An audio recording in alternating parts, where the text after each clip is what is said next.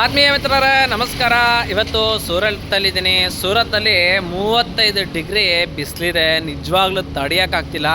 Last time 35 degree ಗುಜರಾತ್ನ ತಾನ್ಗಢದಲ್ಲಿ ನೋಡಿದ್ದೆ. ಅಲ್ಲೇ ಈ ವರ್ಷ ಸೂರತ್ತಲ್ಲೇ 35 ಡಿಗ್ರಿ ಬಿಸಿಲಿದೆ. ನಿಜವಾಗ್ಲೂ ಇಲ್ಲಿರೋರೆಲ್ಲ ಹೆಂಗೆ ಯಾವ ಥರ ಇರ್ತಾರೆ ನನಗೊಂದು ಅರ್ಥನೇ ಆಗ್ತಿಲ್ಲ. ಇವಾಗ ಹೋಮ ಪೂಜೆ ಪುನಸ್ಕಾರ ಎಲ್ಲ ಮುಗಿತು. ಇವತ್ತು ಆ್ಯಕ್ಚುಲಿ ಸೂರತ್ಗೆ ಬಂದಿದ್ದ ಉದ್ದೇಶ ಏನು ಅಂತಂದರೆ ಇವತ್ತು ಒಂದು ಗೃಹ ಪ್ರವೇಶ ಆಯಿತು. ಏರಿಯಾ ಯಾವುದು ಅಂತ ಗೊತ್ತಿಲ್ಲ, ಆದರೆ ಈ ಅಪಾರ್ಟ್ಮೆಂಟು ನಕ್ಷತ್ರ ಗ್ಯಾಲಕ್ಸಿ ಅಂತ ತುಂಬ ಚೆನ್ನಾಗಿದೆ ಅಪಾರ್ಟ್ಮೆಂಟು. ಒಳಗಡೆ ಎಲ್ಲ ಸ್ವಿಮ್ಮಿಂಗ್ ಪೂಲು, ಜಿಮ್ಮು ಮತ್ತು ಪ್ಲೇ ಗ್ರೌಂಡು ಎಲ್ಲ ಚೆನ್ನಾಗಿಟ್ಟಿದ್ದಾರೆ. ನೀವು ನೋಡ್ತಿರೋಂಥ ಏರಿಯಾ ತುಂಬ ಕನ್ಸ್ಟ್ರಕ್ಷನ್ ನಡೀತಿದೆ. ಇಂಪ್ರೂವ್ಮೆಂಟು ಬಿಲ್ಡಿಂಗುಗಳೆಲ್ಲ ಆರಂಭ ಆಗಿದೆ. ಅಂದರೆ ಈ ಏರಿಯಾ ತುಂಬ ಇಂಪ್ರೂವ್ಮೆಂಟಲ್ಲಿದೆ ಅಂತ ಅರ್ಥ. ನೋಡಿ, ಎಲ್ಲಿ ನೋಡಿದ್ರು ಹೊಸ ಬಿಲ್ಡಿಂಗು, ಹೊಸ ಅಪಾರ್ಟ್ಮೆಂಟ್ಗಳು ಶುರುವಾಗಿದೆ. ಇಲ್ಲೇ ನೋಡ್ತಿದ್ದೀರಲ್ಲ, ಇದೇ ಅಪಾರ್ಟ್ಮೆಂಟಲ್ಲೇ ಇವಾಗ ನಾವು ಪೂಜೆ ಮಾಡಿದ್ದು. ಸೂರತ್ ಅಂದ ತಕ್ಷಣವೇ ನನಗೆ ನೆನಪಾಗುವಂಥದ್ದು ಛತ್ರಪತಿ ಶಿವಾಜಿ ಮಹಾರಾಜರ ಒಂದು ಘಟನೆ. 1664ರಲ್ಲಿ ಶಿವಾಜಿ ಮಹಾರಾಜರು ರಾಯಗಢದಿಂದ ಸೂರತ್ಗೆ ಬಂದು ಸೂರತ್ತಲ್ಲಿರುವಂತಹ ಅನೇಕ ಸಂಪತ್ತುಗಳನ್ನು ತಗೊಂಡು ಮತ್ತೆ ರಾಯಗಢಕ್ಕೆ ಹೋಗ್ತಾರೆ. 200 ಆನೆಗಳು, 4000 ಕುದುರೆಗಳು, 10,000ದಿಂದ 15,000 ಮರಾಠ ಸೈನಿಕರೊಂದಿಗೆ ಬಂದು ಸೂರತ್ತಲ್ಲಿರುವಂಥ ಎಲ್ಲ ಐಶ್ವರ್ಯವನ್ನು ತಗೊಂಡು ರಾಯಗಢಕ್ಕೆ ಹೋಗ್ತಾರೆ. ಆ ಕಥೆಯೇ ಅತಿ ಸುಂದರವಾಗಿರುವಂಥ ಕತೆ. ಅದಕ್ಕೆ ನಂಗೆ ಸೂರತ್ತು ಅಂದ ತಕ್ಷಣವೇ ಶಿವಾಜಿ ಮಹಾರಾಜರು ನೆನಪಾಗ್ತಾರೆ. ಸಮುದ್ರ ಅಂದ ತಕ್ಷಣ ಸಾವರ್ಕರ್ ನೆನಪಾಗ್ತಾರೆ.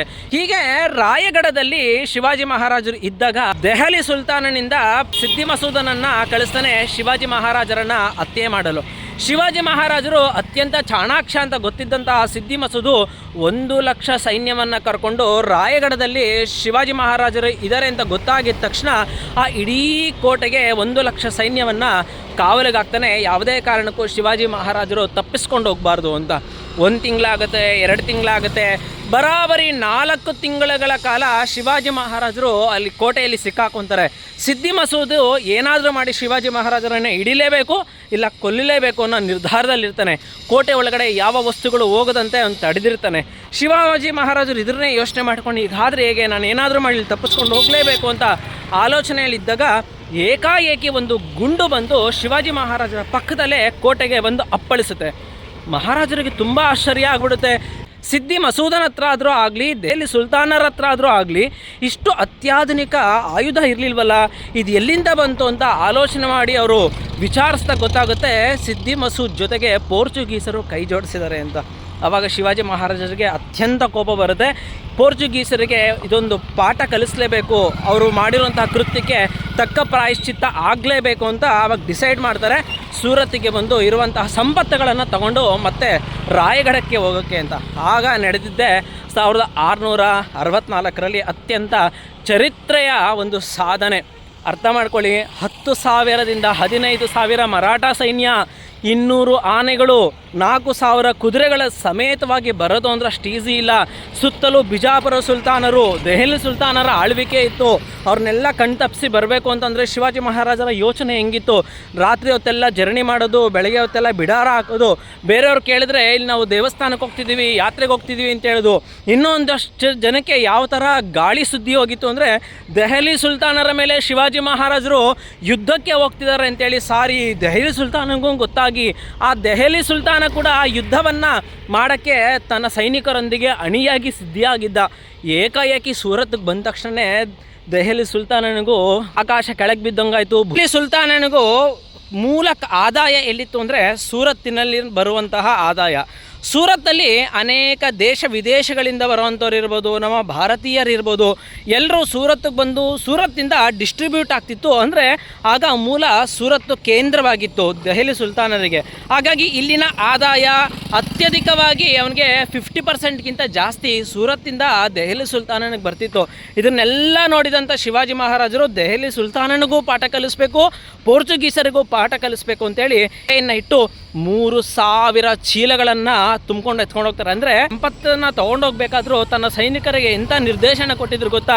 ಯಾರು ದೀನರಿರ್ತಾರೆ, ಯಾರು ಧರ್ಮವನ್ನು ಪಾಲನೆ ಮಾಡ್ತಾರೆ, ಯಾರು ದಯಾಳು ಆಗಿರ್ತಾರೆ, ಅದು ಯಾವುದೇ ಧರ್ಮದವರಾಗಲಿ ಆ ಧರ್ಮದ ಮನೆಗಳಲ್ಲಿ ಅಂಥವ್ರಿಗೆ ಯಾವುದೇ ರೀತಿ ತೊಂದರೆ ಆಗಬಾರ್ದು, ಅಂಥವ್ರ ಮನೆಗಳಲ್ಲಿ ಯಾವುದೇ ಆಭರಣ ಹಣವನ್ನು ತರಬಾರ್ದು ಅಂತೇಳಿ ಸ್ಟ್ರಿಕ್ಟಾಗಿ ಆದೇಶವನ್ನು ಕೊಟ್ಟಿರ್ತಾರೆ. ಆ ಆದೇಶದಂತೆ ಧರ್ಮ ಪಾಲನೆ ಮಾಡೋರು ಇರ್ಬೋದು, ಅಥವಾ ಒಳ್ಳೆಯವರು ಇರ್ಬೋದು, ಇನ್ನೊಬ್ಬರಿಗೆ ಸಹಾಯ ಮಾಡೋರು ಇರ್ಬೋದು, ದಾನ ಧರ್ಮಾದಿಗಳನ್ನು ಮಾಡೋವಂಥವ್ರು ಇರ್ಬೋದು. ಅಂಥವ್ರಿಗೆ ಯಾವುದೇ ರೀತಿಯ ತೊಂದರೆಗಳನ್ನು ಕೊಡದಂತೆ, ಅಂಥವ್ರಿಗೆ ಯಾವುದೇ ರೀತಿಯ ಕಷ್ಟಗಳನ್ನು ಕೊಡದಂತೆ ಅಲ್ಲಿನ ಸಂಪತ್ತನ್ನು ತಂದು ಧರ್ಮವನ್ನು ರಕ್ಷಣೆ ಮಾಡಿ, ಅವರು ಒಳ್ಳೆಯವ್ರಿಗೆ ಒಳ್ಳೆತನವನ್ನು ತೋರಿಸಿ, ಕೆಟ್ಟವ್ರಿಗೆ ಕೆಟ್ಟದನ್ನು ಮಾಡಿದ್ರೆ ಹೇಗಿರುತ್ತೆ ಅಂತ ಒಂದು ರುಚಿಯನ್ನು ತೋರಿಸಿದಂಥ ಮಹಾನುಭಾವ. ಹಾಗಾಗಿ ನಂಗೆ ಸೂರತ್ ಅಂದ ತಕ್ಷಣವೇ ಆ ಕಥೆ ನೆನಪಾಗುತ್ತೆ. ಎಂತೆಂಥ ಮಹನೀಯರು ಎಂತೆಂಥ ಜಾಗದಲ್ಲೆಲ್ಲ ಇದ್ದೋಗಿದ್ದಾರೆ. ಈಗಲೂ ಕೂಡ ಸೂರತ್ತು ಶ್ರೀಮಂತಿಕೆಯ ಒಂದು ಐತಿಹಾಸಿಕವಾಗಿ ಉಳಿದಿದೆ. ಇವೇನು ಡೈಮಂಡ್ ಅಂತ ಕೇಳ್ತಿರಲ್ಲ, ಆ ಇಡೀ ಡೈಮಂಡ್ ಪ್ರೋಸೆಸ್ ನಡೆಯೋದಲ್ಲಿ ಅಂದರೆ ಸೂರತ್ತಲ್ಲಿ. ನೀವು ಯಾವ್ಯಾವ ದೊಡ್ಡ ಗೋಲ್ಡು ಅಥವಾ ಡೈಮಂಡ್ ಬಗ್ಗೆ ನೀವು ಮಾತಾಡ್ತಿರೋ ಕಂಪ್ನಿಗಳು, ಆ ಎಲ್ಲ ಕಂಪ್ನಿಗಳಿಗೂ ಮೂಲ ಎಲ್ಲಿಂದ ಬರೋದು ಅಂದರೆ ಇದೇ ಸೂರತ್ತಿಂದನೇ. ಹಾಗಾಗಿ ಸೂರತ್ತು ಅತ್ಯಂತ ಅಧಿಕವಾದಂತಹ ಶ್ರೀಮಂತಿಕೆ ಉಳ್ಳಂತಹ ಸಂಪತ್ತಿಗೆ ಹೆಸರುವಾಗಿರುವಂತಹ ಈ ಊರು ತುಂಬ ಚೆನ್ನಾಗಿದೆ. ಈ ಕಥೆಗಳನ್ನು ಹೇಳ್ತಾ ನಿಜವಾಗ್ಲೂ ಬಿಸಿಲು ಹೆಂಗೆ ಬೆವತೋಗಿದ್ದೀನಿ ಅಂತಂದರೆ ಹೋಗ್ಬಿಟ್ರೆ ಸಾಕಪ್ಪ ಒಳಗಡೆ ಅನ್ನಿಸ್ತಿದೆ, ಅಷ್ಟು ಬಿಸಿಲಿದೆ. ಸಖತ್ ಬಿಸಿಲು ಶುರುವಾಗೋಗಿದೆ ಸೂರತ್ತು. ಹೀಗೆ ಒಂದೊಂದು ಊರಲ್ಲಿ ಒಂದೊಂದು ಚರಿತ್ರೆ ಇರುತ್ತೆ. ತುಂಬ ಖುಷಿಯಾಗುತ್ತೆ ಒಂದೊಂದು ಊರಿಗೆ ಹೋಗಿ ಇತಿಹಾಸವನ್ನು ಅಧ್ಯಯನ ಮಾಡಿದ್ರೆ, ಇತಿಹಾಸವನ್ನು ನಾವೇನಾದರೂ ತಿಳ್ಕೊಂಡ್ರೆ ನಮ್ಗೆ ಆ ಊರಿಗೆ ಹೋದಾಗ ಆ ಕತೆ ನೆನಪಾಗುತ್ತೆ. ಅವ್ರು ಓಡಾಡಿರೋಂಥ ಜಾಗಗಳನ್ನು ನೋಡಬೇಕು ಅನಿಸುತ್ತೆ. ಒಂಥರ ಏನೋ ಒಂದು ಒಳಗಡೆ ಒಂದು ಅತ್ಯಂತ ಸಾರ್ಥಕ ಭಾವ ಆಗುತ್ತೆ. ಎಂತೆಂಥ ಮಹನೀಯರು ಓಡಾಡಿರುವಂತಹ ಜಾಗದಲ್ಲಿ ಇವತ್ತು ನಾವು ಬಂದ್ವಲ್ಲ ಅನ್ನೋ ಥರ ತುಂಬ ಖುಷಿ ಆಗುತ್ತೆ. ಮತ್ತೊಮ್ಮೆ ಮತ್ತೊಂದು ವಿಡಿಯೋದಲ್ಲಿ ಮತ್ತೊಂದು ವಿಚಾರದೊಂದಿಗೆ ಮತ್ತೊಮ್ಮೆ ನಿಮ್ಮೊಂದಿಗೆ ಹಾಜರಾಗ್ತೀನಿ. ಅಲ್ಲಿ ತನಕ ಧನ್ಯವಾದ. ಶ್ರೀಚರಣ ಸೇವಕ.